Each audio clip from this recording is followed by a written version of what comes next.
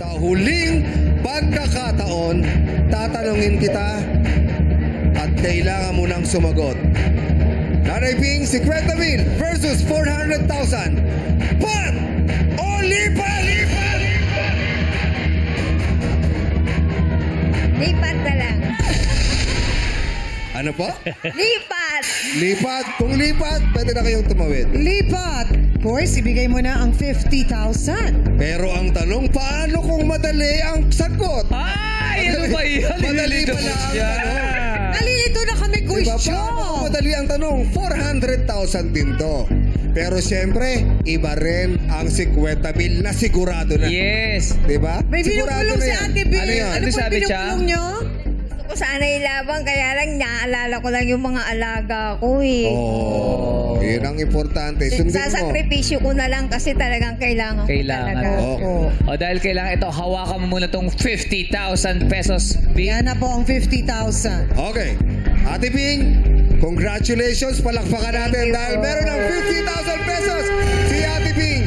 Pero susubukan natin kung kaya mong sagutin ang tanong worth 400,000 pesos. Again, Madlang People No Coaching. Subukan natin kung masasagot ni Ate Bing ang 400,000 question. Ate Bing, ano yung kalimitan na nawawalis nyo sa kalsada? Mga plastic, yung mga basura talaga. Basura. Basura talaga. Pero pag bumabagyo, dahon ang kalaban namin. Dahon na. Tamang-tama kasi ang question natin worth 400,000 pesos ay tungkol sa basura. Sabi ko na nga pa eh. Pero tignan natin kung masasagot mo, ha? Ang pinagpalit mo sa 50,000 pesos. Ate Bing, ayon sa Anti-Littering Apprehension Report ng MMDA noong 2023, mga balat ng candy ang ikatlo sa pinakakadalasang itinatapong kalat sa mga kalsada ng Metro Manila. Ano namang kalat ang nangunguna sa listahan?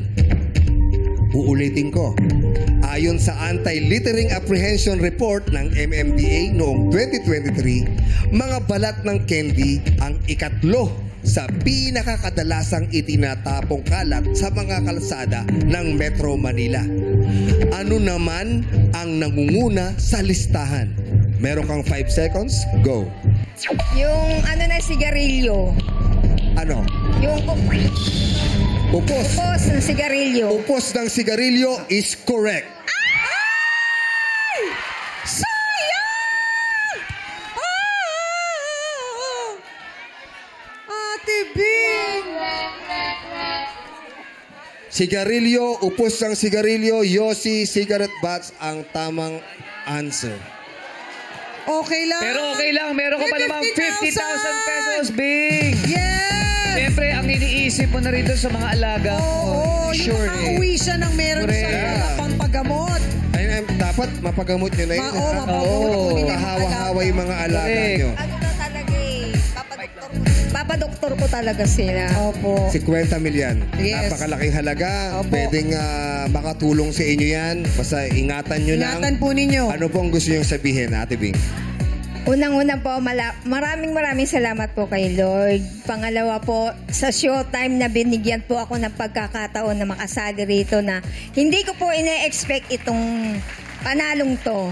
Kaya maraming salamat po sa lahat po ng staff ng showtime na ang laki po na naitutulong nyo po sa kagaya namin. Maraming salamat Thank you din din, po. Ate Bing. Ingatan po ninyo ang inyong pera. Alam nyo, minsan talaga natatapat no? Minsan, napakadali ng tanong, kayang sagutin. Pero minsan naman, napakadali rin ng tanong, pero hindi rin masagot. Sagot. So, tsempo-tsemplok. Pero ang importante, meron kang mauuwi na 50,000 pesos. Thank you po.